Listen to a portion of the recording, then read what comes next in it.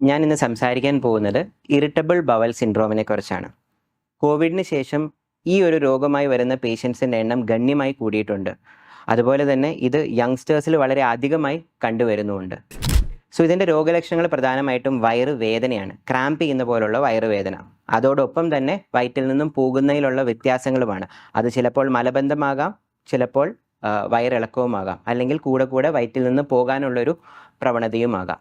IBS വരാനായിട്ടുള്ള പ്രധാന കാരണങ്ങൾ സാധാരണഗതിയിൽ ഏറ്റവും കോമൺ ആയിട്ട് ഇത് കണ്ടുവരുന്നത് ഉള്ളൊരു ഇൻഫെക്ഷൻ വന്നതിന് ശേഷം ചില ആൾക്കാരിൽ IBS ട്രിഗർ ചെയ്യാറുണ്ട്.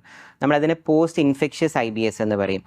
അതുപോലെ തന്നെ വേറെ ചില കാരണങ്ങൾ നമ്മുടെ വയറും കുടലും വളരെ സെൻസിറ്റീവ് ആകുമ്പോഴും ഇങ്ങനെ സംഭവിക്കാറുണ്ട്. അതായത് ചെറിയ രീതിയിലുള്ള ഗ്യാസ്, ആസിഡ് ഇതെല്ലാം തന്നെ വയറിൽ വലിയ വേദനകൾ, അതായത് ഈ വേദനകൾ ഉളവാക്കുകയും വയറിൻ്റെ മൂവ്മെൻറ്റ്സിനെ കൂട്ടുകയും ചെയ്യാറുണ്ട്. അപ്പം ഹൈപ്പർ സെൻസിറ്റിവിറ്റി എന്ന് പറയുന്ന ഒരു കണ്ടീഷൻ വളരെ ഇതുമായി അസോസിയേറ്റഡ് ആണ്. അതുപോലെ തന്നെ സ്ട്രെസ്സിന് വളരെ ഇമ്പോർട്ടൻസ് ഉണ്ട് ഈ അസുഖവുമായിട്ട്. അതായത് നമ്മുടെ മനസ്സ് ശാന്തമല്ലെങ്കിൽ നമ്മുടെ വയറും കുടലും ഒരിക്കലും ശാന്തമായി പെരുമാറുകയില്ല. പാൽ ഉൽപ്പന്നങ്ങൾ, അതോടൊപ്പം തന്നെ ഗോതമ്പ്, അങ്ങനെയുള്ള പദാർത്ഥങ്ങൾ നമ്മൾ എടുക്കുമ്പോൾ IBSൻ്റെ രോഗലക്ഷണങ്ങൾ, അപ്പോൾ ഫുഡ് ഇൻടോളറൻസും IBSുമായിട്ടും നമുക്ക് നല്ലൊരു റിലേഷൻ കാണാൻ സാധിക്കാറുണ്ട്. IBSന് ചികിത്സയുണ്ടോ? തീർച്ചയായിട്ടും ചികിത്സയുണ്ട്. പ്രധാനമായിട്ടും ഈ അസുഖം ഒരു ക്രോണിക് അസുഖമാണ്. അതുകൊണ്ട് ഇതിൻ്റെ ട്രീറ്റ്മെൻറ്റും ലോങ്ങർ ഡ്യൂറേഷനും റെഗുലർ ഫോളോ അപ്പും ഇതിനാവശ്യമായിട്ട് വരും.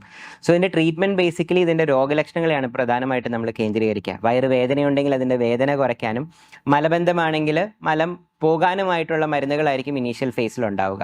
അതേപോലെ തന്നെ വയറിളക്കം വരുമ്പോൾ അതിൻ്റെ ആ സ്റ്റൂളിൻ്റെ നമ്പേഴ്സ് കുറയ്ക്കാനായിട്ടും അതിൻ്റെ ഫ്രീക്വൻസി കുറയ്ക്കാനായിട്ടും അതിൻ്റെ കൺസിസ്റ്റൻസിയിൽ ഇമ്പ്രൂവ്മെൻറ്റ് വരുത്താനും ഒക്കെ ആയിരിക്കും നമ്മുടെ ഇനീഷ്യൽ ലൈൻ ഓഫ് ട്രീറ്റ്മെൻറ്റ്.